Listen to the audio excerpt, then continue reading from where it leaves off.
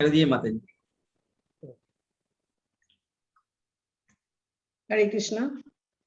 जय राधा माधव जय कुंज बिहारी जय राधा माधव जय कुंज बिहारी जय गोपी जन वल्लभ गिरिवरधारी यशोदानंदन ब्रज जन रंजन यमुना तीर वनचारी जय राधा माधव जय कुंज बिहारी हरे कृष्ण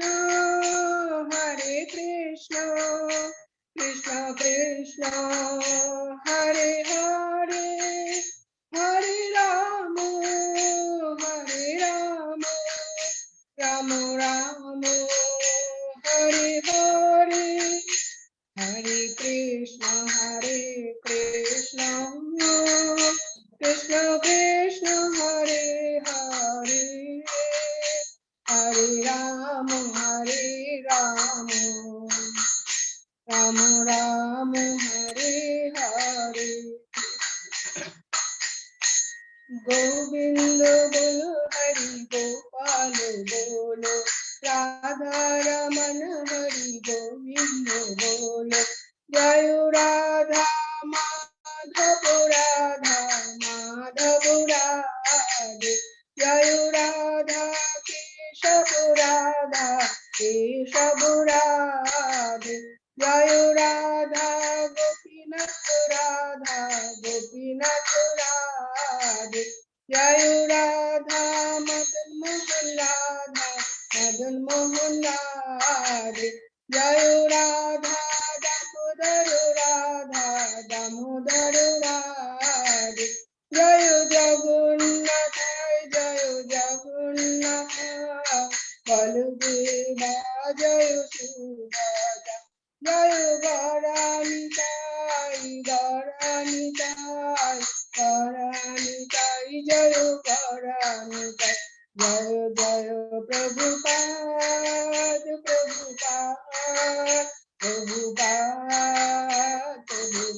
जय जय गुरुदेव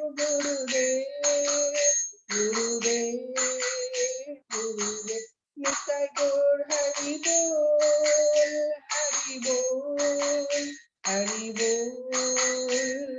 बोल परिणाम संकीर्तन की जय श्रील गोपाल की जय हरि बोल बहुत ही सुंदर बहुत बहुत धन्यवाद श्याम प्रिया सुदेवी माता और अजय प्रभु को बहुत बहुत धन्यवाद। बहुत सुंदर सुंदर विग्रह का हम लोगों को दर्शन करवाते हैं, ये बहुत बड़ी कृपा है। हरि बोल। बहुत बड़ी कृपा है भक्त की, इनका डेडिकेशन है भक्तों के प्रति किस प्रकार भक्तों पर कल्याण किया जाए तो वो बहुत ध्यान रखते। हरि बोल। बहुत बहुत धन्यवाद प्रभु जी, धन्यवाद प्रणाम। हरे कृष्ण। हरे कृष्ण। हम दंडवत प्रणाम प्रभु जी, दंडवत प्रणाम। अब हम लोग मंगलाचरण करते। ओम अज्ञान तिमिरांधस्य ज्ञानांजन शलाकया चक्षुरुन्मीलितं येन तस्मै श्री गुरुवे नमः। श्री चैतन्य मनोभीष्टं स्थापितं येन भूतले स्वयं रूप कदा मह्यं ददाति स्वपदान्तिकं।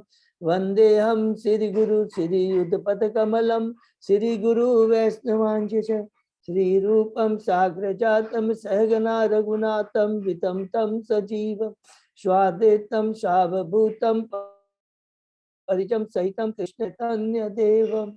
श्री राधा कृष्ण पादान सहगना ललिता श्री विशाखा विदांत च। नमो ओम विष्णु पादाय कृष्ण पृष्ठाय भूतले श्रीमते भक्ति वेदांत स्वामी इति नामनि। नमस्ते सरस्वती देवे गौरवाणी प्रचारिणी निर्विशेषा शून्यवादी पाश्चात्य देश तारिणी। वांछा कल्पतरुभ्यश्च कृपा सिन्धुभ्येव च पतितानां पावनेभ्यो वैष्णवेभ्यो नमो नमः। नमो महावदान्याय कृष्ण प्रेम प्रदाय कृष्णाय कृष्ण चैतन्य नामने गौरत विषेण। हे कृष्ण करुणा सिंधु दीन बंधु जगतपते गोपेश गोपिका कांत राधा कांत नमस्तुते।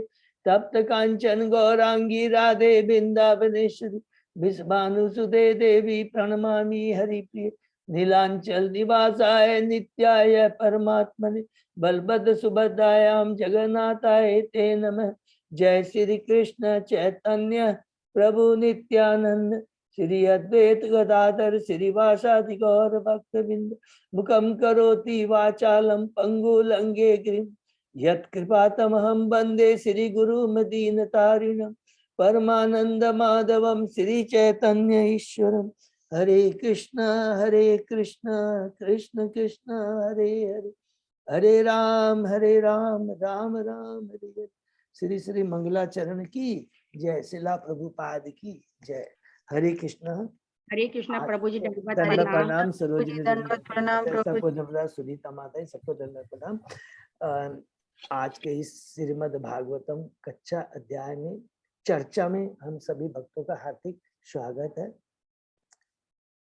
मैं सभी भक्तों के चरणों में अपना दंडवत प्रणाम करता हूँ।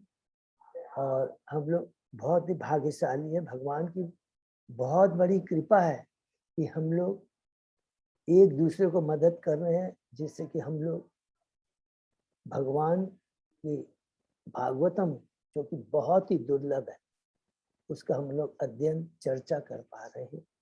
अभी हम लोग कैंटे 2 के 9वें अध्याय में हैं, जिसमें हम लोग बहुत ही पूरी जो जिस प्रकार चतुश्लोकी गीता है उसी प्रकार चतुश्लोकी भागवतम है, जो कि पूरा सार है, पूरा जो कि भगवान के दिव्य ज्ञान का, भक्ति का, भगवान के बारे में, भगवान से हमारा क्या संबंध है, भगवान की क्या क्या एनर्जी है और भगवान से कैसे हम अपना भगवान की कृपा प्राप्त, ये सारी चीजों का पूरा इन 4 श्लोकों में भगवान स्वयं ब्रह्मा जी को बता रहे हैं।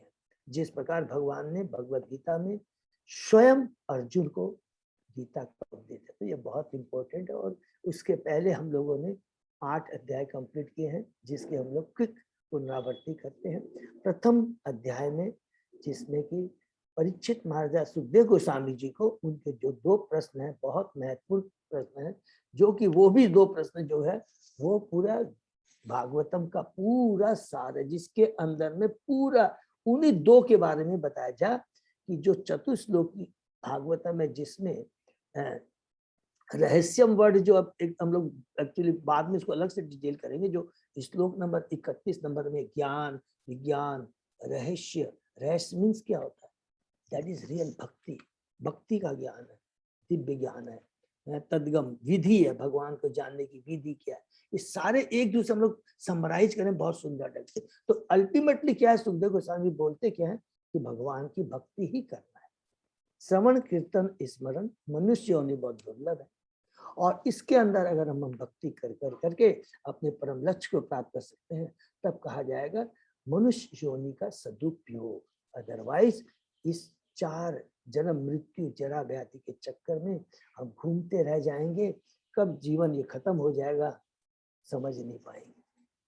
तो इसी को बारे में बताते हो। फिर कहते हैं और 2 बताते हैं, एक बात और बताते हैं कि अगर जिनको भगवान के साकार रूप पर विश्वास नहीं है तो उनके विराट रूप का ध्यान करना चाहिए। और ये भी देखेंगे कि कभी कितना, क्योंकि अभी हमने पढ़ा है पहले ही इस श्लोक में भगवान बताते हैं क्या कि मेरा जो रूप है, जो कि आपका मेरा भौतिक रूप मैटेरियल रूप भी है और मेरा आध्यात्मिक मैटेरियल रूप का मतलब मैं मैटेरियल नहीं हूं, मैं मैटेरियल रूप को एग्जिबिट करता हूं। ये बहुत इंपॉर्टेंट चीज याद रखें। भगवान शाश्वत है, भगवान का तो शाश्वत गोलोक धाम में, वैकुंठ में उनका तो शाश्वत गोलोक धाम में 2 भुजा धारण के बंसी धारे बताते हुए रहते हैं। और बाकी ये सब जीवन इवेंट भी है, आप देखेंगे विष्णु भी जो उनकी एनर्जी है, ये भौतिक जगत भी उनकी एनर्जी है। हम लोग ध्यान से पूरा स्टडी करेंगे कि कृष्ण कितने महान है। तो ये जो इसलिए कहते हैं कोई बात नहीं है, अगर जिसको साकार रूप का विश्वास नहीं तो भगवान के विराट रूप का ध्यान कीजिए। उसके बाद में दूसरे अध्याय में प्रवेश करते हैं, जिसमें हृदय में भगवान जिसमें सुखदेव गोस्वामी जी कहते हैं कि जो थोड़ा भक्ति में जो आगे बढ़ते हैं तो उनको भगवान का जो हृदय में परमात्मा के रूप में उसका ध्यान करना चाहिए, और अभी भी जिनकी भौतिक इच्छाएं बनी हुई है उनको क्रम मुक्ति की तरफ जाना चाहिए। लेकिन कहते हैं कि भगवान अल्टीमेट अध्याय 2 में कहते हैं भगवान की भक्ति ही सर्वोपरि है, वही जीवन का लक्ष्य है। और इस भक्ति को करने के लिए इस दूसरे अध्याय में हमें सचेत करते हैं कि जो भौतिक आसक्ति है उसको हम त्यागना होगा। यह हमारी जो परम लक्ष्य को प्राप्त करने में सबसे बड़ी बाधा है। ये बहुत, और ये कैसे प्राप्त हो सकती है? भक्ति के माध्यम से ही होती है। समझ लो, ये बताते दूसरे अध्याय।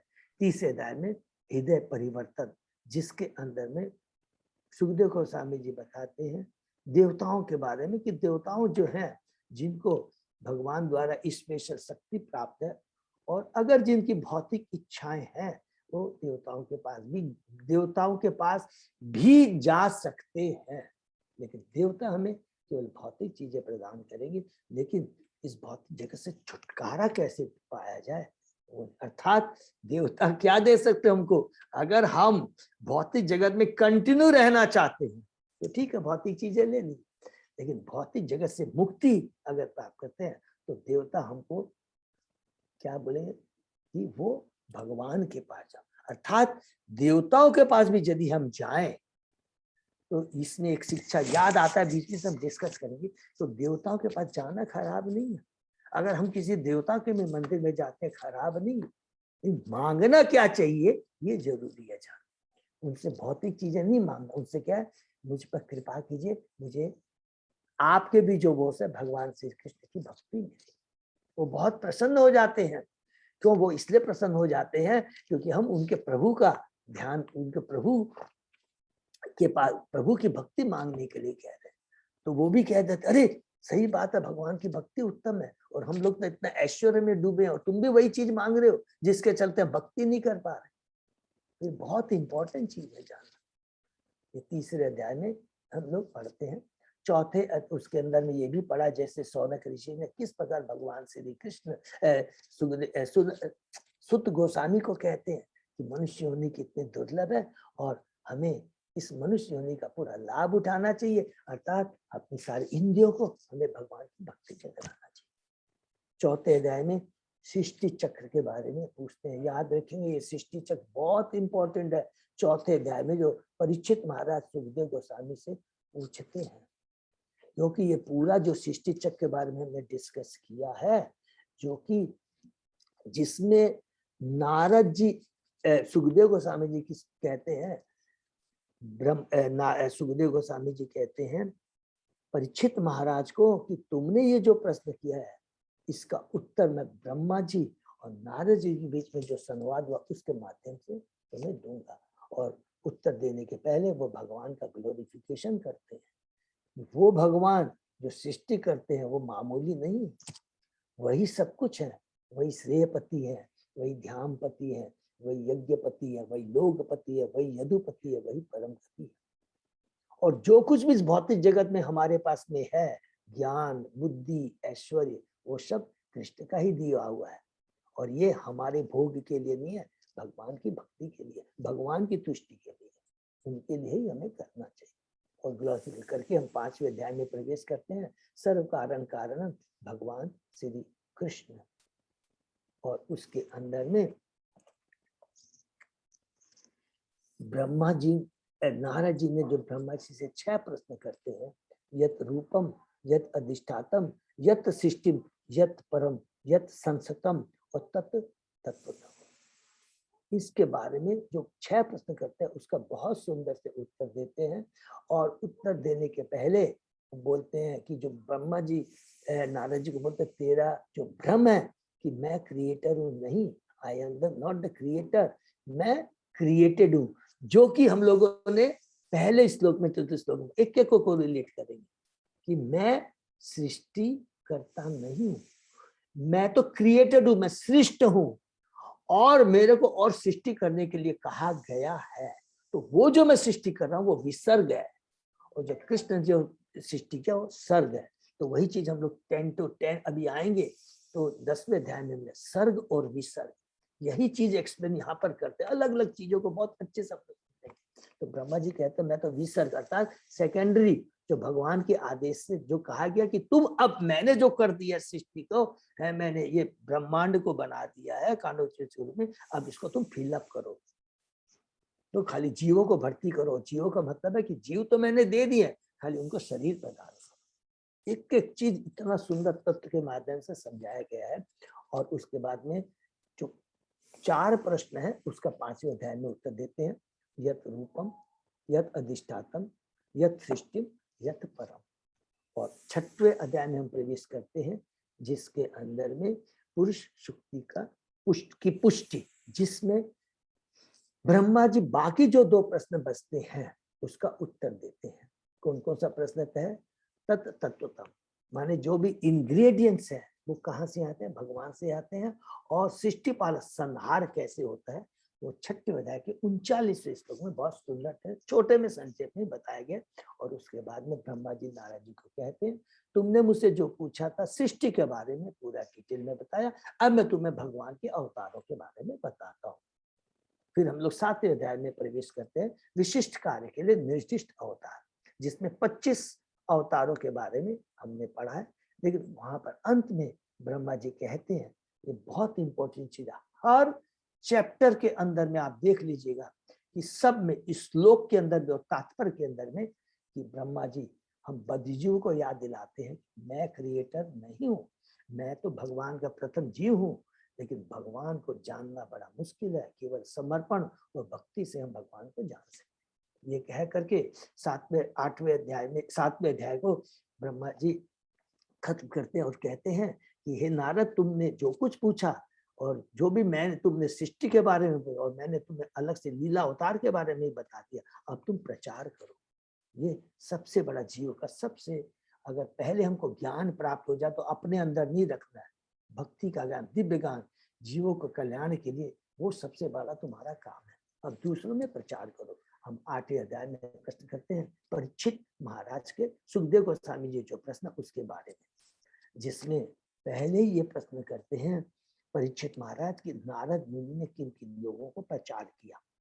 और उसके बाद में कहते हैं कि जो भगवान की जो भक्ति है, जो भागवतम जो हे सुखदेव स्वामी तुम मुझे सुना रहे हो, ये सुनाते रहे, क्योंकि यही अमृत है, यही जीवन का परम लक्ष्य है, यही आत्मा का भोजन है और ये शाश्वत है। ये और ज्ञान की विधि और ध्यान की विधि की तरह नहीं है, ये शाश्वत है। ये इस तरह नहीं कि फिटकरी को पानी में डाल दिया, ऊपर से स्वच्छ हो गया, अंदर में जमा हुआ है मैला, ऐसा नहीं। भक्ति का ज्ञान हृदय के सारे मैल को शाश्वत रूप माने परमानेंट हटा देता है। फिर ताकत नहीं है कि वो चीज दोबारा बैठ जाए। ये बहुत इंपॉर्टेंट चीज है। कह करके फिर प्रश्न करते हैं अलग अलग प्रश्न, 7वें श्लोक से लेकर के 23 श्लोक में हमने अलग अलग प्रश्न के बारे में डिटेल में पूछा। हम शरीर है तो हमें भौतिक, ये हम तो शाश्वत हैं, सच्चिदानंद है आत्मा, तो उसको भौतिक शरीर कैसे मिलता है? भगवान के शरीर, हमारे शरीर के बारे में बताइए। और जितने लोक हैं पर लोकपाल उनके बारे में बताइए। भगवान की काल अवधि के बारे में बताइए, किस प्रकार सृष्टि पालन संहार होता है, उसकी क्या अवधि होती है। और इस सारे ब्रह्मांड में मनुष्य देवता उनकी आयु के बारे में, उनकी लोकेशन के बारे में बताइए। भगवान के युगावतार के बारे में बताइए। भगवान का जो हमारा शाश्वत धर्म है उसके बारे में बताइए। आपद धर्म के बारे में अलग अलग बहुत सारे प्रश्न करते हैं। और अंत में कहते हैं कि हे सुखदेव गोस्वामी, ये मैं आपसे ही सुनना चाहता हूँ। देखिए श्लोक के अंदर में ये बात क्यों बोलते हैं? हम बद्ध जीवों के लिए बोलते हैं कि हमें केवल प्रामाणिक सोर्स से और भगवान से ही सुनना चाहिए, केवल भगवान से ही सुनना चाहिए। इसको नोट कर दो। अगर ब्रह्मा जी भी सुनते हैं, नारद जी से भी सुनते हैं, व्यास जी से सुनते हैं, तो उनके माध्यम से भगवान से ही सुनते हैं। तो अल्टीमेटली हमें केवल भगवान से ही सुनना चाहिए। क्यों भगवान से सुनना चाहिए? क्योंकि भगवान में कोई त्रुटियां नहीं है, वो पूर्ण है, उनमें कोई दोष नहीं है। और लेकिन जीव में चाहे वो चींटी से लेकर ब्रह्मा जी तक हो, उसके अंदर इंद्रिय अपूर्ण है और उनमें कोई ना कोई दोष है। क्योंकि ये भौतिक जगत में ही है ये चीज।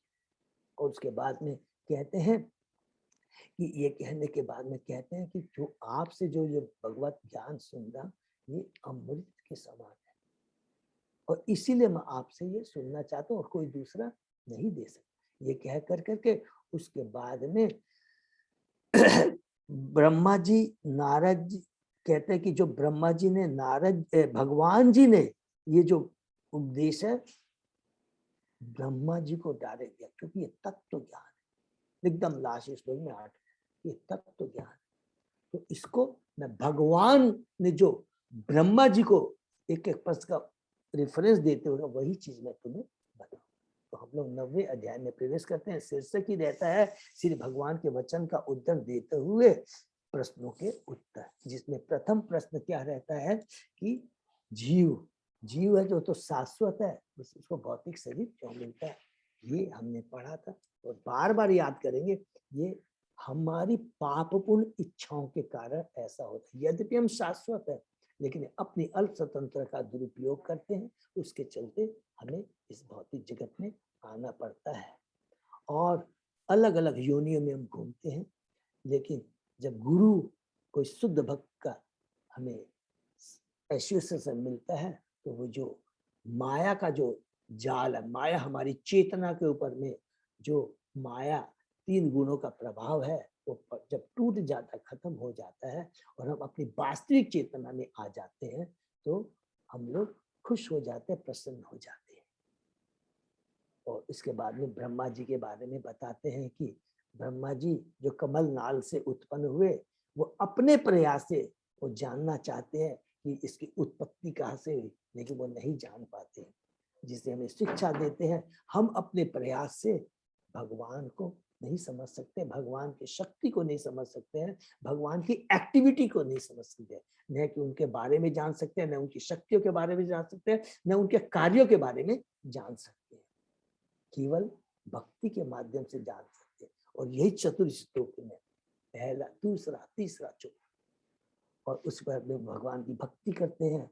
जब वो भगवान तब शब्द सुनाई देता है, भगवान की भक्ति करते हैं, भगवान स्वयं प्रकट होते हैं, अपना धाम दिखाते हैं। भगवान के धाम के बारे में, भगवान के बारे में हमने संक्षिप्त में वहां पढ़ा। उसके बाद भगवान प्रसन्न होते हैं, उनसे हाथ मिलाते हैं और कहते हैं ब्रह्मा जी तुमने मेरी तपस्या की है और इस तपस्या से मैं बहुत खुश हूँ। तपस्या ही मेरी आत्मा है, मेरा हृदय है। इस प्रकार कह कर करके बोलते तुम मुझसे प्रश्न करो। तब ब्रह्मा जी उत्तर देते हैं कि हे कृष्ण भगवान, आप ही तो परम नियंता है। मुझे आपके इस भौतिक माने आप जो स्वरूप है भौतिक जगत के अंदर में और आध्यात्मिक जगत दोनों, आपकी जो अलग अलग शक्तियां हैं उनके बारे में बताइए और उन शक्तियों के संग में आप किस प्रकार बर्ताव करते हैं, एक्टिंग करते हैं, उसके बारे में बताइए। और सबसे इंपॉर्टेंट जो लास्ट में कहते हैं कि मैं आपके आदेश के अनुसार यदि ये सृष्टि माने विसर्ग वाला कार्य करूं, रिक्रिएशन वाला कार्य करूं, तो वो करते समय मैं 3 गुणों के माने रजोगुण और तमोगुण के प्रभाव में नहीं आ जाऊं। तब भगवान श्लोक नंबर 31 बहुत इंपॉर्टेंट है। यहाँ 6 श्लोक जो भगवान में बोलते हैं कि हे ब्रह्मा, मैं तुम्हें ज्ञान, विज्ञान, रहस्य और तत्गतम माने तुमको मैं सारा ज्ञान भी दूंगा और एप्लीकेशन ऑफ नॉलेज, रियलाइजेशन, विज्ञान भी दूंगा। रहस्य जो भक्ति है भगवान की वो सबसे इंपॉर्टेंट है और इसको प्राप्त करने की क्या विधि है वो सारी चीजें मैं तुम्हें बताऊंगा। ये चारों चीजें भगवान इस चतुर्थ श्लोक की भागवत में बताया। अर्थात तुमने जो पूछा है कि मेरा भौतिक जगत आध्यात्मिक जगत में मेरा क्या स्वरूप है, मेरी एनर्जियां किस तरह कार्य करती है और उन एनर्जियों के संग मैं कैसा बर्ताव करता हूँ, और तुमने जो प्रश्न किया कि मैं फंस नहीं जाऊं इस भौतिक जगत में, उसके लिए सीक्रेट क्या है, क्या करना चाहिए, विधि क्या, वो मैं तुम्हें बताऊं। कह करके भगवान उत्तर देना शुरू करते हैं 33वें श्लोक से। 33वां श्लोक है प्रथम चतुश्लोकी भागवतम का पहला श्लोक है, जिसमें भगवान कहते हैं बहुत तात्पर्य में पढ़ेंगे। प्रभुपाद बहुत सुंदर कहते हैं कि संसार में जो कुछ भी दिखता है भगवान की शक्ति का विस्तार है, और भगवान की शक्ति के प्रदर्शन के अंत में जो कुछ भी बचता है वह भी भगवान। क्योंकि प्रश्न रहता है ना कि भगवान आपका भौतिक जगत में क्या स्वरूप और आध्यात्मिक, माने भौतिक आपके जगत में क्या स्वरूप और आध्यात्मिक क्या। तो भगवान बोलते हैं कि मैं सृष्टि के पहले भी विद्यमान था, और सृष्टि के खत्म होने के, जब सृष्टि होती है उस समय भी रहता हूँ, और सृष्टि जब शेष हो जाती है तो उसके बाद भी मैं रहता हूँ। तो हमने बहुत डिटेल में समझा कि इसका मतलब क्या हुआ कि भगवान का जो शाश्वत धाम है वहां भगवान शाश्वत रूप में अपने पार्षदों के संग शाश्वत रूप में वहां रहते हैं। लेकिन जब बद्ध जीव भोक्ता बनना चाहता है, मालिक बनना चाहता, उनके लिए भगवान विराट रूप में इस भौतिक जगत में रहते हैं। हमने पढ़ा कांडोदय, और उस विराट में, ये भौतिक जगत है भगवान का, ये भौतिक जगत में ही है, आध्यात्मिक जगत में नहीं है। और ये बद्ध जीवों के लिए भगवान इस भौतिक को बनाते हैं, सृष्टि करते हैं, पालन करते हैं, संहार करते हैं, और ये जब खत्म हो जाता है तो उसके बाद में भगवान हमेशा अपने धाम में हमेशा रहते। ऐसा नहीं है कि भगवान का अस्तित्व खत्म, हमेशा भगवान का तो अस्तित्व बना रहता है। ये हमने पहले प्रश्न में। दूसरे प्रश्न में भगवान का जो ब्रह्मा जी का प्रश्न है भगवान से कि आपकी जो एनर्जियां हैं वो किस तरह कार्य करती है, ये बहुत इंपॉर्टेंट प्रश्न है। सेकंड उसमें भगवान जी क्या उत्तर देते हैं, हे ब्रह्मा, जो भी सारयुक्त प्रतीत होता है और यदि वह मुझसे संबंधित नहीं है तो उसमें कोई वास्तविकता नहीं है, और यह माया है, महामाया। तो ये बहुत इंपॉर्टेंट है। जब हम तात्पर्य पढ़े, इतना सुंदर प्रभुपाद ने तात्पर्य दिया है, लेकिन जब इसको हम चिंतन करते हैं, जिसको रियलाइजेशन, इसका मतलब क्या हुआ, अगर कोई भी चीज है, चाहे वो निर्विशेषवादी हो, तो देखिए सारे दो तरह के लोग हैं कि यहाँ पर लिखा है कि जो कुछ भी भौतिक जगत में है, जो भी सृष्टि में जो कुछ भी लगा हुआ है, एक वो चीज वो है, वो भी भगवान की शक्ति का ही प्राकट्य, और जीव भी भगवान की शक्ति का प्राकट्य। अगर जीव भगवान से संबंधित नहीं है वो भी माया है। क्या हम उसको डिटेल में याद रखें। अगर आपको ये ज्ञान हो जाए कि मैं आत्मा हूं, वो ज्ञान ठीक है, लेकिन आत्मा का भगवान से क्या संबंध है, अगर वो भी चीज नहीं है तो ये माया है। ये हमेशा याद रखें। जो कुछ है ये भगवान का नहीं है, ये भी नहीं जानना, ये भौतिक जगत है, नहीं है भगवान, ये भी माया है। मैं कौन हूं जानना इज ओके, वो अल्प ज्ञानी जिसको बोलते हैं, लेकिन मेरा भगवान से क्या संबंध है, अगर वो भी मैं नहीं मालूम है, ये भी माया है। और जिसको मालूम है कि जो कुछ भी भगवान का है, जो भी भगवान एक्टिविटी करते हैं, सब कुछ भगवान का है, भगवान से सब चीज संबंधी है, वो भगवान की योग माया। योग माया के माध्यम से भगवान भक्तों के संग में आदान प्रदान करते हैं। उसमें जो भूलना होता है वो दूसरा भूलना है। वो भूलना कैसा है, जिसमें, क्योंकि वो अगर नहीं भूलेंगे तो भगवान लीला नहीं कर पाएंगे, न भक्त कर पाएगा। न आप देखिए, हम लोग जब बैकुंठ में देखते हैं, बैकुंठ में ठीक है लीलाएं भगवान के, लेकिन बैकुंठ की जो है उसमें क्या रहता है, अभी रहता अरे आप तो भगवान है, मैं तो आपका दास हूं। लेकिन जब योग माया में जब जीव को मालूम पड़ता है कि मैं भगवान है, माने न उसको ये ध्यान रहता है कि ये भगवान है, और न भगवान को ध्यान रहता है कि मैं भगवान हूं, तब वो जो आदान प्रदान होता है ये भगवान की योग माया अंतरंगा शक्ति के माध्यम से होता है। तो इसलिए आवरण, विक्षेप और आवरण हमने पढ़ा। आवरण का मतलब ज्ञान भी हो जाए, लेकिन चीज सत्य है, लेकिन उसको नहीं देख पाते। क्या सत्य है, आत्मा को जानना, ये ज्ञान है, ओके, ये अल्प ज्ञान हुआ, लेकिन आत्मा का भगवान से क्या संबंध है, ये भी ज्ञान नहीं है, तो ये भी आवरण है। और जो चीज सच नहीं है, ये मैं शरीर हूं, मैं आत्मा नहीं, ये तो टोटली, ये क्या हुआ, टोटली अज्ञानता है। फिर तो आत्मा और आत्मा के भगवान से संबंध, वो तो बहुत दूर की बात होगी। ये सारी माया है। अर्थात कोई भी चीज, आप हो या भौतिक जगत हो, कुछ भी अगर कहते हैं भगवान से संबंधित नहीं है, ये हमने पढ़ा दूसरे श्लोक। अब तीसरे श्लोक में हम पढ़ेंगे कि ये जो भगवान की माया एक्टिविटी, जो शक्ति है, इस में भगवान इसको किस प्रकार इससे बर्ताव करते हैं अपनी गति है। ठीक है, तो ये आज हम लोग पढ़ते। ओम नमो भगवते वासुदेवाय। ओम नमो भगवते वासुदेवाय। ओम नमो भगवते वासुदेवाय। नारायण नमस्कृत्य नरं चैव नरोत्तमं देवी सरस्वती व्यासं ततो जयम् उदीरये। नष्ट प्रायेषु अभद्रेषु नित्यं भागवत सेवया भगवती उत्तम श्लोके भक्ति भवति नैष्ठिकी। आराधयो भगवान ब्रजेश तनय ततधाम वृंदावनम रमया काचित् उपासना व्रजवधू वर्गेण्य कल्पिता। श्रीमद् भागवतम प्रमाणम अमलम प्रेमा पुमर्तो महा। श्री चैतन्य महाप्रभो मतम इदं तत् आदरो न पर। हरे कृष्ण कृष्ण कृष्ण हरे हरे, हरे राम राम राम हरे हरे।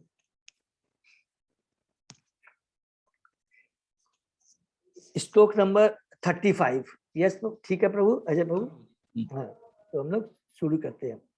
यथा महांति भूतानि भूतेषु उच्च अवचेषु अनु प्रविष्टानि अप्रविष्टानि तथा तेषु न तेषु अहम। हरि बोल। हे ब्रह्मा, तुम यह जान लो कि ब्रह्मांड के सारे तत्व विश्व में प्रवेश करते हुए भी प्रवेश नहीं करते हैं। उसी प्रकार मैं अपने द्वारा उत्पन्न प्रत्येक वस्तु में स्थित होते हुए भी प्रत्येक वस्तु से पृथक रहता हूँ। हरि बोल। देखिए इतना इसमें लिखा है, दो चीज में लिख रहे हैं कि इस ब्रह्मांड के सारे विश्व, बहुत अच्छे से हम लोग थोड़ा इसको ध्यान से समझेंगे कि ब्रह्मांड के सारे तत्व विश्व में प्रवेश करते हुए प्रवेश नहीं करते हैं, और उसी प्रकार मैं अपने द्वारा उत्पन्न प्रत्येक वस्तु में स्थित रहते हुए प्रत्येक वस्तु से पृथक रहता हूँ। यहाँ पर भगवान की सारी, जो हमने अभी पढ़ा है, क्या चीज पढ़ा है कि जो कुछ भी प्राकट्य है वो भगवान की एनर्जी से ही। हम जीव भगवान की पराशक्ति है, और ये जितने भी भौतिक प्रकृति जो अव्यय है वो भगवान की अपराशक्ति, इसमें कोई डाउट नहीं। और जब भगवान की ये जो शक्तियां, उसमें भगवान किस प्रकार इसको, तो सबसे पहले दो चीज को हम लोग यहाँ पर देखेंगे कि ये जो लिखा है कि पहला फर्स्ट पार्ट में कि प्रत्येक सारे तत्व विश्व में प्रवेश करते भी प्रवेश नहीं करते, इसका मतलब क्या हुआ? इसका मतलब, उसके बाद हम लोग तात्पर्य पढ़ेंगे तो हम लोग को समझने में बहुत अच्छा रहेगा, जो से मैंने प्रयास किया। जितने भी अव्यय हैं, जितने भी भौतिक जगत में अव्यय है, वो हर चीज में प्रवेश भी करते हैं। और जैसे पृथ्वी, तो पृथ्वी हमको दिखाई दे रही है, जल हमको दिखाई दे रहा है, वायु हमको दिखाई दे रहा है, आकाश हमको दिखाई दे रहा है। ये चारों चीज हमारे अंदर में भी है और बाहर भी है। बाहर में एकदम ओपन रूप में है, और अंदर में हमारा शरीर है। कोई भी जीव का शरीर है, कोई भी अब आइटम ले लीजिए, उसमें मिट्टी है, वायु है, आकाश, तो अंदर भी है और बाहर भी। उसी प्रकार भगवान कहते हैं कि मैं भी क्या है, तेरे अंदर भी हूं और बाहर भी हूं। तो जैसे ये प्रश्न आता है, तुरंत हम सृष्टि चक्र को याद करें। सृष्टि चक्र के अंदर में देखिए क्या लिखा है। जितने भी हमने पढ़ा, कानोदक्षाय विष्णु से सारी चीजें आती है। ये सारे अव्यय जितने भी हैं, बात करें वो कहाँ से आ रहे हैं? कानोदक्षाय विष्णु, प्रधान, महतत्व, अहंकार, फिर अहंकार से सात्विक अहंकार से जो होता है, फिर राजसी अंधकार और तमोगुणी अंधकार से मिल करके ये 33 तत्व बनते हैं। और ये सारे के 33 तत्व, सॉरी 23 तत्व जो बनते हैं, ये सारे के सारे सब जगह में है। और ये सारे कहां से निकलते हैं? भगवान से निकलते हैं। कानोदक्षाई विष्णु कहां से निकलते हैं? पूरे याद करेंगे। भगवान श्री कृष्ण है, उनसे बलराम, बलराम से मूल संकर्षण वासुदेव, प्रद्युम्न, अनिरुद्ध, प्रद्युम्न। फिर मूल संकर्षण से हमने पढ़ा नारायण निकलते, फिर उस नारायण से जो वैकुंठ लोक के अंदर है, उनसे फिर क्या होता है? महासंकर्षण वासुदेव, प्रद्युम्न, अनिरुद्ध। उन महासंकर्षण से महाविष्णु, और फिर महाविष्णु से गर्भोदक्षाई विष्णु, और गर्भोदक्षाई विष्णु से क्षीरोदक्षाई विष्णु। तो ये सारी चीजें किससे निकलती है? भगवान से। तो भगवान बाहर है, एकदम अलग है, और ये सारी चीजें क्या है? वो भगवान से निकली अलग। लेकिन भगवान उसके अंदर भी है। वो कैसे हैं? हमने अभी पढ़ा कानोदक्षाई विष्णु, परमात्मा के रूप में भगवान प्रत्येक अणु के अंदर में है। ये तो पोजीशन हो गई भगवान और भगवान की जितनी शक्तियां जो प्राकट है। और अब इनकी एक्टिविटी, कि जिस प्रकार जो अणु, जितने भी अवयव भगवान से निकले, भगवान ने बनाया है सृष्टि में, कि जैसे मट्टी है, मट्टी को आप सूअर के शरीर में दे दीजिए, मट्टी को कोई फर्क नहीं पड़ता है। उसको देवता को शरीर में है, उसको कोई फर्क नहीं पड़ता है। वो किसी भी मनुष्य के शरीर में कोई, वो इनडिफरेंट रहती है।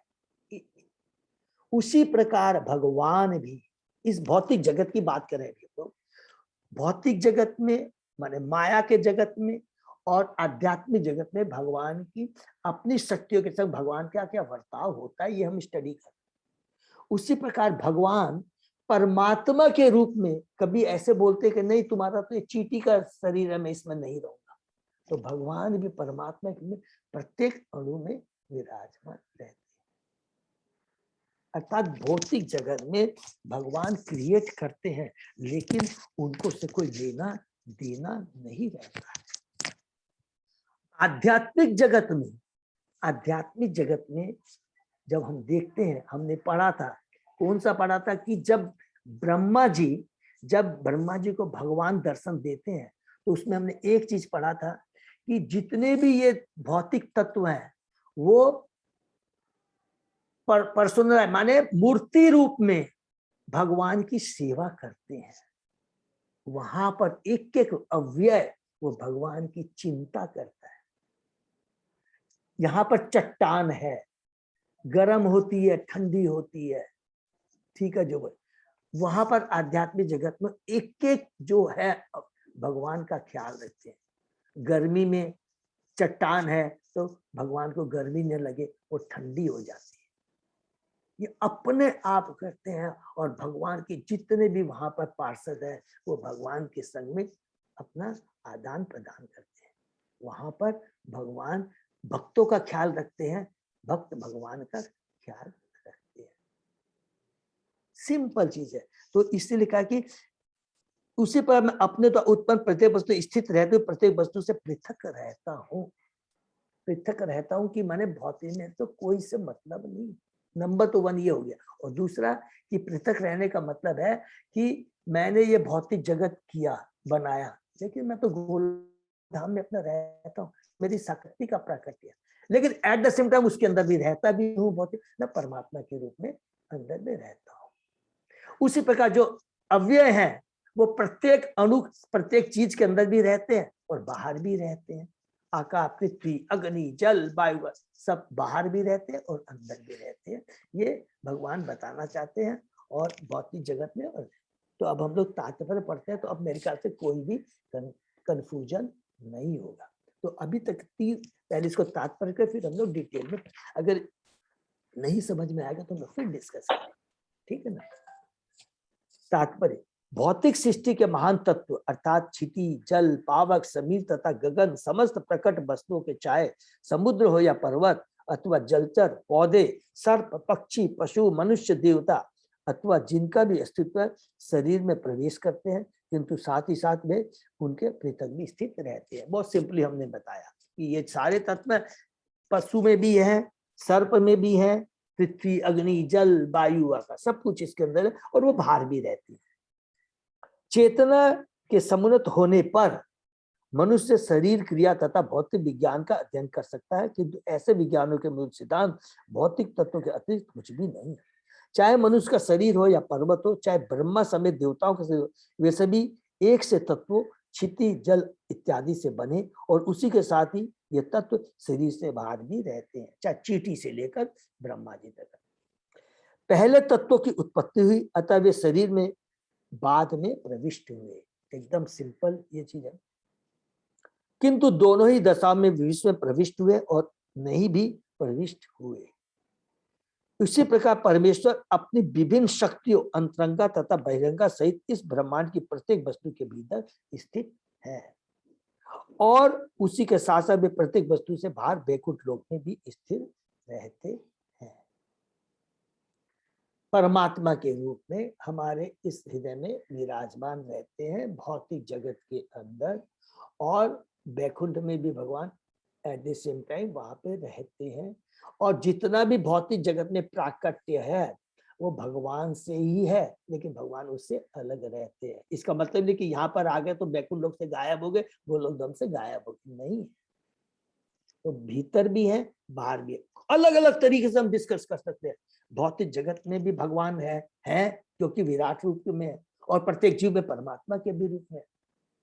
तो इससे उत्तर क्या मिलता है? भगवान के बिना कोई चीज का अस्तित्व नहीं है, नंबर 1, पहले क्वेश्चन का उत्तर। दूसरा, भगवान की ये सारी एनर्जियां हैं, दूसरा उत्तर।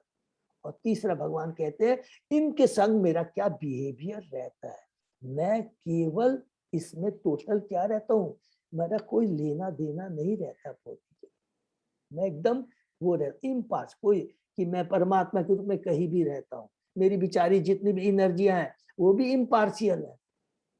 नहीं, मैं देवता मट्टी नहीं बोलेगी कि नहीं प्रभु आपने तो मेरे को बनाया है, मैं तो देवता के शरीर में रहूंगी, मैं तो चंडाल के शरीर में नहीं रहूंगी, सुअर की योनि में नहीं रहूंगी। ये बहुत तत्व ज्ञान है, बहुत इंपॉर्टेंट है, ठीक है ना।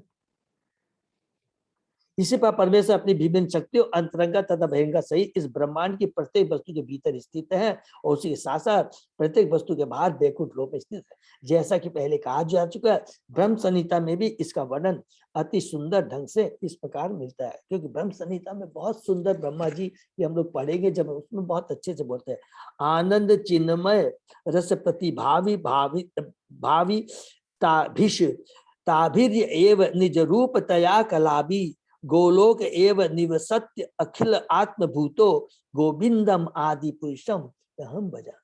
मैं उन आदि भगवान गोविंद की पूजा करता हूँ जो अपनी सच्चिदानंद रूप अंतरंगा शक्ति के विस्तार से स्व तथा अंशों का सुख उठाते हैं। कौन सी शक्ति? अंतरंगा शक्ति, खुद भी और अपने अंश भगवान के जो अंश है उससे आनंद उठाते हैं। आनंद गोलोक धाम में अपनी अंतरंगा शक्ति योग माया से, जो कि हमने भगवान की उसी ब्रह्म संहिता में 5 अंशों, उनके अंशों के इस विस्तार का और भी ठीक तरह से वर्णन हुआ है। स्व अंशों का कष्ट उठाते और साथ ही वे सृष्टि के कण में भी व्याप्त रहते हैं। माने भौतिक जगत में और आध्यात्मिक जगत में भगवान की एनर्जी और किस तरह वो एक्टिवेट करते हैं। कैसे रहते हैं भगवान की भौतिक जगत में?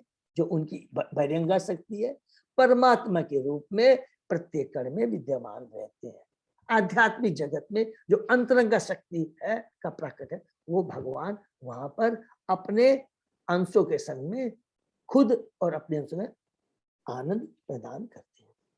उसी बहिरंगा ब्रह्म संहिता में 5वें उनके अंशों के इस विस्तार का और भी ठीक तरह से वर्णन हुआ है।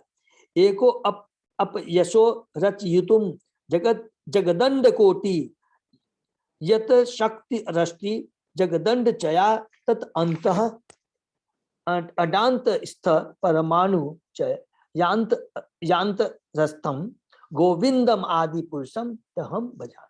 मैं उन आदि भगवान गोविंद की पूजा करता हूँ जो अपने एक अंश के द्वारा प्रत्येक ब्रह्मांड तथा प्रत्येक परमाणु में प्रविष्ट करते हैं और इस प्रकार समग्र सृष्टि भर में अपनी अनंत शक्ति का असीम प्राकट्य करते हैं। प्रत्येक ब्रह्मांड तथा प्रत्येक अणु में किस रूप में है? परमात्मा के रूप में भगवान उसमें विद्यमान रहते हैं। इस प्रकार वो अपनी शक्ति का प्राकट्य करते हैं। निर्विशेषवादी कल्पना कर सकते हैं और चाहे तो देख सकते हैं कि परम ब्रह्म सर्वव्यापी है। इस प्रकार वे इस निष्कर्ष पर पहुंचते हैं कि उनके साकार होने की कोई संभावना नहीं। यही भगवान के दिव्य ज्ञान का रहस्य है। यही भगवान के दिव्य ज्ञान का रहस्य है। यह रहस्य भगवान का दिव्य प्रेम है और जो भी भगवान के ऐसे दिव्य प्रेम से पूरित होता है वही प्रत्येक परमाणु तथा जड़ एवं चेतन पदार्थ में भगवान के दर्शन कर सकता है। अर्थात यहाँ पर देखिए इस श्लोक के अंदर पंडित भगवान की भक्ति का रहस्य बता रहे कि रहस्य क्या है। अगर वो भगवान की एनर्जी, भगवान की एक्टिविटीज के बारे में, भगवान के अस्तित्व के बारे में अगर जान जाता है तो वो क्या है कि भगवान के दिव्य प्रेम से पूरित हो जाता है। और अगर भगवान के बारे में नहीं जानता है, और भगवान के बारे में कैसे जान सकते हैं? सब जगह शुरू से हमने यही पढ़ा है, समर्पण के भाव से, भक्ति से हम भगवान को जान सकते हैं। अर्थात तब भगवान अपने को प्रकट करते हैं और हमें दिव्य आनंद की प्राप्ति होती है। तभी भगवान का दर्शन कर सकता है। हर चीज में भगवान का दर्शन कर सकता है क्योंकि उसको ज्ञान हो गया है। क्या? भगवान के बारे में, भगवान की एक्टिविटी के बारे में। और हम लोगों ने जो भगवान का जो महाविष्णु के हिसाब से किस प्रकार भगवान ने एक्सपांसन करते हैं, किस प्रकार भौतिक जगत को बना, एक एक चीज का ज्ञान हो जाता है, उसका अनुभव रियलाइजेशन हो जाता है, तो हमारी स्वतः ही भगवान के प्रति श्रद्धा बढ़ती है, श्रद्धा बढ़ती है, विश्वास बढ़ता है। तो भगवान की हम पूजा करते हैं, भक्ति करते हैं, तो भगवान हमें उससे में दिव्य आनंद की प्राप्ति होती है। साथ ही वह भगवान को उसके धाम गोलोक में अपने नित्य पार्षदों के साथ जो उनके विस्तार है नित्य लीला करते देख सकता है। तो भौतिक जगत में भगवान क्या करते हैं, भगवान की क्या एक्टिविटी है, उसके बारे में भी जानता है और आध्यात्मिक जगत के बारे में जानता है और भगवान आध्यात्मिक जगत में क्या करते हैं, सब चीज की उसको जानकारी। यही दृष्टि आध्यात्मिक ज्ञान का वास्तविक रहस्य है, यही वास्तविक ज्ञान है। ये एकदम, ये भक्ति, इसको बोलते हैं भक्ति। जैसा कि भगवान ने प्रारंभ में कहा है, न रहस्यम तदंगम च, ये कहा है वही जो 31वें श्लोक के अंदर में भगवान कहते हैं। यह रहस्य परमेश्वर के ज्ञान का परम गुह्य भाग है। इसे चिंतक भौतिक व्यायाम द्वारा कभी भी प्राप्त नहीं कर सकते। इसको हम अपने प्रयास से, जो कि हमने पढ़ा था, न ज्ञानी न ध्यानी, इवन ब्रह्मा जी का एग्जाम्पल दिया हम लोगों ने पढ़ा कि वो अपने प्रयास से जानना चाहे तो नहीं जान पाए। केवल ये रहस्य क्या कि भक्ति, और भक्ति का रहस्य क्या कि समर्पण के भाव से ही भगवान के बारे में जान सकते हैं, भगवान का प्रेम, भगवान की भक्ति प्राप्त कर सकते हैं। यह रहस्य ब्रह्म संहिता में 5वें 38वें श्लोक में ब्रह्मा जी द्वारा बताई निम्नलिखित विधि से प्राप्त हो। बहुत ही फेमस श्लोक है। प्रेमांजन अचुरित भक्ति विलोचनेन संत सदैव हृदयेषु विलोकयन्ति यम श्याम सुंदरम अचिंत्य गुण स्वरूपम गोविंदम आदि पुरुषम तमं भजामि। मैं उन आदि भगवान गोविंद की पूजा करता हूँ जिनका दर्शन शुद्ध भक्त अपनी आंखों में भगवत प्रेम रूपी अंजन लगाकर सदैव अपने हृदय के भीतर करते हैं। शुद्ध भक्त, यह गोविंद समस्त दिव्य गुणों से पूर्ण श्याम सुंदर स्वरूप है। तो जो भगवान का भक्त जानता है उनका वास्तविक रूप क्या है, ये भौतिक जगत में जो रूप है ये उनका विराट रूप है, ये उनका निर्विशेष रूप है। लेकिन भगवान साकार है, उनका धाम शाश्वत है, उनका रूप शाश्वत है, उनके सारे जो आनंद में, शाश्वत आनंद में जो उनके जो कार्य है, सब कुछ जो है, वो जो प्रेम है वो शाश्वत है, दिव्य आनंद प्रदान करने वाला है। अतः भगवान प्रत्येक परमाणु में स्थित होकर भी शुष्क चिंतकों के लिए अदृश्य बने रहते हैं। हरि बोल। तो भी शुद्ध भक्तों के नेत्रों के समक्ष सारा रहस्य खुल जाता है, क्योंकि उनमें प्रेमांजन जो लगा रहता है। यह भगवत प्रेम भगवान की प्रेमा भक्ति की साधना से ही प्राप्त हो सकता है। ये भी सीक्रेट है, भगवान की भक्ति से प्राप्त हो सकता है और किसी तरह नहीं। भक्त की दृष्टि सामान्य नहीं होती, वह भक्ति के द्वारा परिकृष्ट हो जाती है। अर्थात देखिए, यहाँ पर फिर से हम लोग बार बार रिपीट करते जाएंगे कि जो कुछ भी यहाँ पर लिखा हुआ बता रहा है, इनडायरेक्टली बता रहा है कि जो हमने प्रश्न किया कि भगवान अपनी शक्तियों के प्रति किस तरह बर्ताव करते हैं, कि भौतिक जगत में उनका क्या रहता है। भौतिक जगत जो भगवान की शक्ति है, भगवान परमात्मा के रूप में उपद्रष्टा अनुमंता के रूप में रहते हैं। खाली याद रखेंगे, कोई भी भगवान का रेसिप्रोकेशन नहीं होता है, और भगवान इम्पार्शियल रहते हैं। उनके जो अवयव है वो भी इम्पार्शियल रहते हैं। लेकिन आध्यात्मिक जगत में भगवान क्या करते हैं, ये सारी चीज का वर्णन है। और ये सारी जानकारी किससे प्राप्त हो सकती है? चिंतन के माध्यम से नहीं हो सकती है, केवल भगवान की भक्ति से ही ये चीज परिष्कृत होती है। दूसरे शब्दों में, जिस पर ब्रह्मांड के सारे तत्व बाहर तथा भीतर है, उसी तरह भगवान के नाम रूप गुण लीलाएं पार्षद जिस तरह उनका शास्त्रों में वर्णित है, या भौतिक संसार से परे वे वैकुंठ लोक में दिखते हैं, ये सभी भक्त के हृदय में उसी प्रकार दिखते हैं जैसे टेलीविजन में वस्तुएं दिखती है। अल्पज्ञानी पुरुष इसे नहीं समझ पाता, यद्यपि वह भौतिक विज्ञान के अंतर्गत टेलीविजन के द्वारा दूर दूर की वस्तुएं देख सकता है। वस्तुतः आध्यात्मिक दृष्टि से बड़ा हुआ व्यक्ति अपने हृदय में भगवान के धाम का टेलीविजन प्रतिबिंब सदैव प्राप्त कर सकता है। भगवान के ज्ञान का यही रहस्य है। क्यों रहस्य? क्योंकि भगवान स्वयं प्रकट करते हैं। बार बार एक चीज को याद रखेंगे, अपने प्रयास से नहीं। ऐसा नहीं है कि वो भगवान स्वयं प्रकट करते हैं, और वो प्रकट क्यों करते हैं? क्योंकि उसके भगवान के प्रति भक्ति होती है। भगवान प्रत्येक प्राणी को इस संसार के बंधन से मुक्ति दिला सकते हैं, देखिए, किंतु विरले ही वे भगवत प्रेम का अधिकार प्राप्त करते हैं, जिसकी पुष्टि नारद जी ने भी की है। मुक्ति ददाति करहिचित स्मृत भक्ति योगे। भगवान की यह दिव्य भक्ति इतनी अद्भुत है कि सुपात्र भक्त मनोकूल कार्य में तल्लीन रहता है और उनसे दूर नहीं जाता। इस प्रकार भक्त के हृदय में भगवत प्रेम का उदय एक महान रहस्य है। ब्रह्मा जी पहले ही नारद से कह चुके हैं कि भगवान की दिव्य भक्ति में लीन रहने के कारण उनकी इच्छाएं कभी भी अतृप्त नहीं रहती, नहीं उनके मन में भक्ति के अतिरिक्त अन्य कोई इच्छा रहती है। यहाँ पर इनडायरेक्टली ब्रह्मा जी क्या बोलते हैं नारद को, कि भगवान ने जो अपना दर्शन दिया, ये बिकॉज ऑफ मेरी भगवान के प्रति शुद्ध भक्ति के कारण है। ये गर्व नहीं कर रहे हैं ब्रह्मा जी। भक्ति योग की यही सुधराई है तथा यही रहस्य। जिस प्रकार अच्युत होने के कारण उनकी इच्छा अचूक है, उसी प्रकार दिव्य भक्ति में लगे भक्तों की इच्छाएं भी अच्युत है, चेंज नहीं होती है। केवल एक वन पॉइंटेड व्यवसायिक का बुद्धि, दूसरा अध्याय में दिया है, व्यवसाय एक वन पॉइंटेड खाली भगवान की भक्ति, वो कभी उससे विचलित नहीं हो, अच्छी हो। किंतु जिसे भक्ति के रहस्य का ज्ञान नहीं, ऐसे अज्ञानी के लिए यह समझ पाना कठिन है। जिस प्रकार की पारस पत्थर की शक्ति को समझ पा, पारस पत्थर अत्यंत विरल है, उसी प्रकार भगवान का शुद्ध भक्त भी लाखों मुक्त पुरुषों में विरले ही पाया। वेरी रेयर, विरले माने वेरी रेयर। कोटिस अपि महामुनि। ज्ञान के द्वारा जितनी भी सिद्धियां प्राप्त की जा सकती है, उसमें से भक्ति में योग सर्वोच्च और सर्वाधिक गुह्य सिद्धि है। यहाँ तक कि योगाभ्यास से प्राप्त होने वाली अष्ट सिद्धियों में से भी अधिक गुप्त है। अतः भगवान ने भगवद गीता में अर्जुन को इस भक्ति योग का उपदेश दिया। सर्वगुह्यतम भूय शृण में परमम वचः। भगवद गीता में सब गोपनीयों में भी गोपनीय मेरे परम सार वचन को फिर से सुन। इसी वचन की पुष्टि ब्रह्मा जी द्वारा नारद को कहे गए शब्दों से होती है। इदम भागवतम नाम जन में भगवत उदितम संग्रह अयम विभूति नाम त्वमेव त्वम एतत् विपुली कुरु।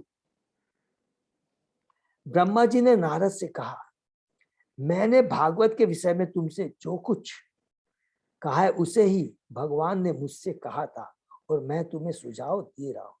जिससे तुम इन कथाओं का उत्तम ढंग से विस्तार कर दो और लोग भगवान की दिव्य प्रेमिका में गुह्य भक्ति योग को सरलता से समझ सके। ये कौन सा है? जो कि 8वें अध्याय में जैसे कहा कि तुमको जो मैंने कहा है ये गुह्य ज्ञान है और तुम इसका लोगों में प्रचार करो। यहाँ यह भी ध्यान देने की बात है कि ब्रह्मा को भक्ति योग का रहस्य भगवान ने स्वयं बतलाया था। ब्रह्मा ने उस रहस्य को नारद ने उसे व्यासदेव को, व्यासदेव ने सुखदेव गोस्वामी को समझाया और यही ज्ञान शुद्ध शिष्य परंपरा से अब तक चला आ रहा है। यदि कोई इतना भाग्यशाली हो कि उसे शिष्य परंपरा का यह ज्ञान प्राप्त हो सके तो वह भगवान के रहस्य तथा उनके शब्द अवतार श्रीमद् भागवत के रहस्य को समझ सकता है। हरि बोल। तो यहाँ पर पूरा 3रे श्लोक के अंदर में भगवान की एक्टिविटी भौतिक जगत में और आध्यात्मिक जगत में कैसे कार्य करती है। भौतिक जगत में तो भगवान कहते हैं कि मेरा विराट रूप है। ये तो भौतिक जगत में मैं परमात्मा के रूप में रहता हूँ, लेकिन आध्यात्मिक जगत में मैं अपने भक्तों के संग, अंशों के संग में दिव्य आनंद का आदान प्रदान करता हूँ। ये सारी चीजें जो हैं एक भगवान का भक्ति समझ सकता है और कोई दूसरा नहीं समझ सकता है। और भगवान की भक्ति कैसे प्राप्त होती है? ब्रह्मा जी ये कहते हैं कि भक्ति के द्वारा, समर्पण के द्वारा ही हो सकता है।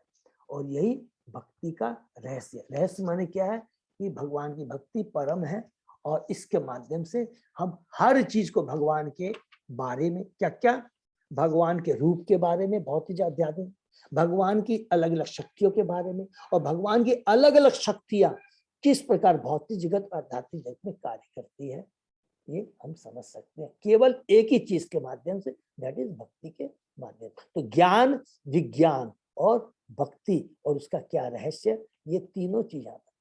और एक चीज देखिए भी समझ में यहाँ भी आ जा रहा है कि संबंध अविधेय, जो भगवान कौन है, भगवान से हमारा क्या संबंध है और प्रयोजन क्या है कि भगवान की भक्ति करना, और अभिधेय क्या है वो ऑटोमेटिक समझ में आ जाएगा कि 4थे श्लोक में समझ में आ जाएगा कि किस माध्यम से, किस विधि से किया जाए कि मैं इस भौतिक जगत में नहीं फंसूं, मैं सृष्टि करते समय भौतिक जगत में नहीं फंसूं। तब यहाँ पर भगवान स्वयं ही बोलेंगे कि भक्ति के द्वारा तुम अगर मेरी भक्ति करोगे तो तुम इसमें नहीं फंसो। बहुत सुंदर, बड़े साइंटिफिक ढंग से भगवान ने इस 4 श्लोकी भागवतम में सब कुछ बताया है। ब्रह्मा जी, हरे कृष्णा। किसी का कोई प्रश्न? थोड़ा सा इसको हम लोग थोड़ा सा हल्का सा, अगर एक एक चीज को देखिए, तीनों चीज इसके अंदर में आ जाती है। ज्ञान, विज्ञान, भक्ति करने की विधि, संबंध, अविधेय, प्रयोजन। अब कोई भी आप प्रश्न कीजिए, हम लोग प्रश्न करते हैं, अगर इन 4 श्लोक से अगर हम लोग को कोई उत्तर मिल पा रहा है, अभी तो हम लोग भगवत गीता में भी जो कुछ सीखा है पूरा तत्व ज्ञान के बारे में, और अभी हमने जो कुछ पढ़ा, इसीलिए इसको बोला गया 4 श्लोकी भागवत। हम कुछ भी प्रश्न कर दीजिए, इसका जवाब हमें यहाँ मिल जाएगा। तो इसलिए को बहुत, इसको क्या है ना, ये प्रभुपाद जी के जो तात्पर्य बहुत आसान है, बहुत अच्छे हैं, इसको बार बार पढ़ेंगे और ये श्लोक को याद भी कर लेंगे चारों को, तो हमको बहुत अच्छा अनुभव होगा और बहुत अच्छा क्लैरिटी आ जाएगी। हरे कृष्णा। अजय प्रभु। हरे कृष्ण। तो हम लोग यही हरे कृष्ण प्रभु जी, धन्यवाद, प्रणाम। और प्रभु जी दंडवत प्रणाम। किसी का प्रभु जी दंडवत प्रणाम। दंडवत प्रणाम माता जी। और मेरा एक तो प्रश्न था अजय प्रभु, हम लोगों का कोई भी अभी अनाउंसमेंट है क्या? मैं पूछना था कि वैसे अभी 2 दिन क्लास करेंगे क्या? अभी अपनी दिवाली का थोड़ा सा लगता है सब माता जी। तो दिवाली के बाद तो शायद नहीं करना उचित है, क्योंकि सब लोग पूजन वगैरह एक्टिव लेट नाइट हो जाता है। और कल के बारे में देखिए, अलग अलग सबके कुछ बहुत सारे कार्य रहते हैं, कुछ लोगों को नहीं रहते हैं। तो एकदम फ्रैंकली बताएंगे, क्योंकि हम लोग चाहेंगे कि देखिए अगर कोई प्रॉब्लम है, क्योंकि ये बहुत इंपॉर्टेंट डिस्कशन अपना हो रहा है, ये वाला बहुत इंपॉर्टेंट चीज है, श्लोक भी इम्पोर्टेंट है पूरा। बहुत श्लोक भी इम्पोर्टेंट है। तो अगर कोई हम लोग मिस करेंगे ना तो हम लोग क्योंकि किसी के कोई प्रश्न भी हो सकते हैं, तो हम लोग को कुछ जानकारी भी नहीं है, तो हम लोग चेष्टा करें, तो ये बहुत इम्पोर्टेंट है। तो हमारे लीडर्स बताएंगे, जैसे अरुण प्रभु हैं, मीनू माता जी है, संगीता माता जी है, सब लोग बता सकते हैं। तो आप लोग सब लोग प्रभु जी कल तो करने में मेरे को लगता है कोई दिक्कत नहीं होना चाहिए। अच्छा, कल करने में कोई दिक्कत नहीं होना चाहिए। ओके, ठीक है। तो और बाकी संगीता तो माता ठीक, जी वगैरह बता दें, संगीता माता जी और मीनू माता जी भी है, श्री संगीता। कोई दिक्कत नहीं है, तो वैसे दिवाली वाले दिन सबको काम तो बहुत रहता है, लेडीज लोग को बहुत काम रहता है। हाँ नहीं प्रभु, ये ठीक करना है, ये है ना प्रभु जी। कल जो है दिवाली के दिन काम तो रहता ही रहता है। अच्छा प्रभु जी, लेकिन भगवान के लिए क्या टाइम निकाल लेंगे प्रभु जी? क्लास सवेरे, तो हाँ करेंगे। क्लास, दिवाली वाले दिन भगवान की मतलब भागवत हम सुने, इससे बड़ा और पुण्य क्या है? सवेरे तो कर ही सकते हैं, सवेरे तो हाँ, सवेरे कर सकते हैं प्रभु जी, हाँ कर कर सकते सकते हैं। हैं। तो हरि बोल। तो मीनू माता जी, आपसे प्रार्थना है, अरुण गुप्ता हाँ, प्रभु, कोई प्रॉब्लम नहीं। तो ये जो बहुत अच्छी बात कही है, तो थोड़ा सा यदि कष्ट करेंगे तो हम लोग क्या करेंगे, we shall very stick to our timing, तो टाइम से बहुत स्टिक रहेंगे, इधर नहीं करेंगे। और ठीक है प्रभु जी, ठीक है प्रभु जी, अरे कितना प्रभु जी, कर कोई दिक्कत लेते हैं प्रभु। हाँ, तो ये मैंने ये चाहूंगा, मेरे को बहुत इंस्पायर हुआ मैं ये सुन के, है तो कर लेंगे प्रभु है। और जब सोच लेंगे तो शायद हो सकता है भगवान व्यवस्था भी कर देंगे। हरि बोल। नहीं बोल, हरि बोल, व्यवस्था भी कर देंगे। तो हम लोग यही विराम देते हैं, तो कल कर लेंगे। और परसों माने शुक्र शनि रवि, शनि रवि को तो वैसे ही मेरे ख्याल से शनिवार को प्रभु आप लोग का वो है क्या, भक्ति शास्त्री है क्या? हाँ है प्रभु, अभी तक तो वैसा अनाउंसमेंट नहीं होने का। हाँ, तो आप बात कर सकते हैं प्रभु, उसके लिए थोड़ा बोल देंगे, तो क्योंकि क्या है ना कि उसमें कई ब्रह्मचारी रहते हैं, उनको नहीं मालूम रहता, क्योंकि कोई को मिस नहीं करना, कि बहुत महाराष्ट्र में बहुत अच्छे से घर आ रहे, तो कोई मिस बहुत कोई बढ़िया। करे तो वो उचित नहीं है। प्रभु जी, आज भी अटेंडेंस कम ही है, तो कल और भी कम ही रहेगा मेरे ख्याल से। तो एक काम करेंगे माता जी, ऐसे करते हैं, फिर रिपीट कर लेंगे, ऐसे करते हैं। हम लोग का ज्वाइन नहीं हो रहा था बहुत देर तक, बहुत देर बाद ज्वाइन किया, मीटिंग नहीं हो रहा था बहुत देर तक।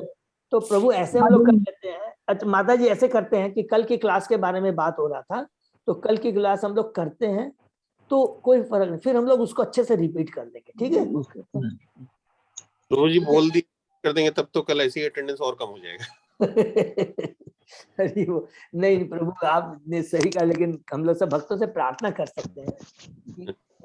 तो फाइनली अरुण प्रभु, सॉरी अजय प्रभु, फिर हम लोग कर ले रहे हैं क्लास करेंगे, फिर फ्राइडे से नहीं रहेगा, फिर मंडे को करेंगे। तो मंडे को क्लास करते हैं, ठीक है? एक नंबर 1। और लास्ट में जस्ट बिफोर वी पैकअप, जो 14 तारीख को जो प्रोग्राम हो रहा था, कल मैं बलराम गोविंद प्रभु से भी बात कर रहा था, तो मेरी जो इच्छा है कि हम लोग ज्यादा जो कि माता कुछ एक्टिविटी रहे, वो उन्होंने कहा कि ठीक है मैं कथा भी बोलूंगा, कुछ एक्टिविटी भी रहे, तो थोड़ा 2 मिनट और दूंगा प्लीज। तो उस एक्टिविटी में उन्होंने कहा, वो अपना सजेशन दे रहे थे, वो कह रहे थे कि कुछ अगर बाहर से भी कुछ लोगों को माने मंदिर से एक्टिविटी के लिए बुलाए। याद रखिए, एक लेक्चर हुआ अलग चीज हुआ लीला, और एक कुछ एक्टिविटी के बारे में। एक्टिविटी मतलब हमारे मंदिर में बहुत अलग अलग एक्सपर्ट टीम है, जो कि अच्छा डांस भी करते हैं, भजन भी करते हैं, माने अलग भजन तो नेचुरली आएंगे ही, क्या बोलते हैं जिसको, ड्रामा टाइप का समझिए, ड्रामा भी करते हैं ये सब। तो फिर मैंने उनको नहीं कहा कुछ भी है, तो वो सजेस्ट कर रहे थे, तो वो सजेशन सुनते मेरे को तुरंत दिमाग में आया कि हमारे जगन्नाथ ग्रुप में माता जी लोग भजन भी कर सकती हैं, बच्चे लोग भी हैं, वो अपना श्लोक का रिसाइट कर सकते हैं, वो भी थोड़ा भजन कर सकते हैं। तो टाइम तो बहुत कम है, तो क्या वो कर सकते हैं क्या? क्योंकि खाली वो उनका कहने का मतलब था कि खाली यदि लेक्चर सुने और भजन अच्छे से नहीं हो, कीर्तन नहीं हो, तो कैसे होगा? क्योंकि 2 घंटे का प्रोग्राम रहेगा। और प्रभु जी, नेचुरल सिटी से कुछ हो तो रहा है, भजन और भी कर रहे हैं। हरि बोल, वेरी गुड। प्रोग्राम जैसे हमारी नीतू माता जी है, मीनू माता जी है, ये बहुत अच्छे से वो कर सकती है कोऑर्डिनेट। और श्री संगीता माता जी तो बहुत सिंसियर है, लेकिन थोड़ा सा अभी उनका वो रहता है, बहुत बिजी रहते हैं, नेचुरल है उनका, तो वो कर सकते हैं। तो फिर हम बाहर से प्रभु जैसे गोपी गीत प्रभु को जरूर बुलाएंगे, बहुत ही अच्छा भजन करते हैं, सबको मालूम है। और तो ये मैं मान के चलता हूँ कि माता जी लोग और माधव प्रिया माता जी भी अगर हैं तो वो भी बच्चों के लिए कुछ प्रोग्राम कर सकती है, सोच सकती है। क्योंकि देखिए वो तैयार तो नहीं करवा सकते फिजिकली बुला करके, लेकिन फॉर्म में जैसे कि श्लोका रिसिटेशन, जैसे विभा माता जी है। मैं प्रभु जी आज उनको बता दूंगी कि प्लीज क्या प्लीज प्लीज थोड़ा कर लेंगे तो अच्छा रहेगा। तो जैसे confirm विभा माता जी भी है, विशाखा है, बहुत अच्छा वो कर सकती है। तो इस प्रकार इंडिविजुअली कोऑर्डिनेट करना पड़ेगा बात करके अपने को लीडर यस यस प्रभु, लीडर से। तो अभी लीडर में तो किसी को आप दायित्व दे सकते हैं अजय प्रभु, जैसे कि ये आप अनाउंस कर दिए, एक बार आप बात करके जो उनको बोलना पड़ेगा कि भाई सब जो भी है उनको रेडी करना पड़ेगा। जैसे मीनू माता जी अभी हैं, अरुण प्रभु हैं, तो मीनू माता जी हैं, तो मीनू माता जी बोलिए ग्रुप में बात। तो मीनू माता जी आप काइंडली सबसे बात कर लेंगे प्लीज, सभी लीडरों से भी, नीतू माता जी से, विभा माता जी से, संगीता माता जी से। अरुण प्रभु तो है, अरुण प्रभु आज बात कर लेंगे, नीतू माता जी कंफर्म कर देंगे। वो तो ठीक है। क्या करना है प्रभु जी क्या बात करना है कि बाबू ये जो कोई भजन तैयार कर रहे हैं या बच्चे कोई प्रोग्राम करेंगे अपने क्लब टाउन से, इसके बारे में ये बोलो। बच्चे का डांस ड्रामा या कुछ भी भजन वगैरह कुछ भी जो भी भजन पार्टिसिपेट करके कुछ भी कर सकते हैं। कुछ में तैयार करेंगे वो बहुत अच्छा लगेगा। देखिए after long time we will have physical program है, तो कुछ भी करेंगे तो कोई बात नहीं है, थोड़ी कमी भी रह जाए तो कोई बात नहीं है, सोचना नहीं है, एकदम नहीं सोचना। माता जी को मैं मैसेज कर दूंगी प्रभु जी। ठीक है। तो प्रभु किस और बात माता जी को भी प्रभु जी अपने को फिर प्रोग्राम का टाइमिंग थोड़ा सा मेरे ख्याल से एडवांस करना चाहिए, कम से तो कम। वो अभी बता देंगे तो हो जाएगा, क्योंकि सबसे बड़ी बात क्या है ना, अपने पास वेन्यू में ओपन है, टाइमिंग का कोई रिस्ट्रिक्शन नहीं है प्रभु। हाँ, तो अगर हम लोग 5 बजे तक स्टार्ट कर लेंगे ना, क्योंकि 3 घंटा लग जाएगा प्रभु जी फिर आपको। ओके प्रभु, तब ऐसे करते हैं हम लोग आफ्टर दिवाली सब लोग थोड़ा सा नॉर्मल हो जाएंगे, फ्री हो जाएंगे, तो एक दिन हम खाली टाइमिंग के लिए, देखिए क्या क्या बात हो गया, एक्टिविटीज के बारे में बात हो गया कि हमारे भक्त लोग भी, माता जी लोग कीर्तन भजन करेंगी, बच्चे लोग हैं कोई भी प्रोग्राम कर लेंगे, ये हो गया। अब टाइमिंग का जितना माने जितनी एक्टिविटी ज्यादा होगी उस हिसाब से हम लोग टाइम को कर लेंगे। कम टाइम लगेगा तो हम लोग 6 बजे से कर लेंगे, नहीं ज्यादा है, ज्यादा लोग पार्टिसिपेट कर रहे हैं 5 बजे से कर लेंगे, हमारे ऊपर है। तो टाइमिंग हम लास्ट में डिसाइड कर लेते हैं। Okay correct. ओके। हरे कृष्ण, हरे कृष्ण, हरे कृष्ण, धन्यवाद। यही धन्यवाद प्रणाम प्रभु जी। हरे कृष्णा, दंडवत प्रणाम प्रभु हरे जी। कृष्ण, धन्यवाद प्रणाम जी। हरे कृष्ण प्रभु जी, दंडवत प्रणाम। सही वक्तों का बहुत बहुत धन्यवाद। आज का सेशन यही विराम करते हैं। हरि बोल। कल 7 बजे वापस।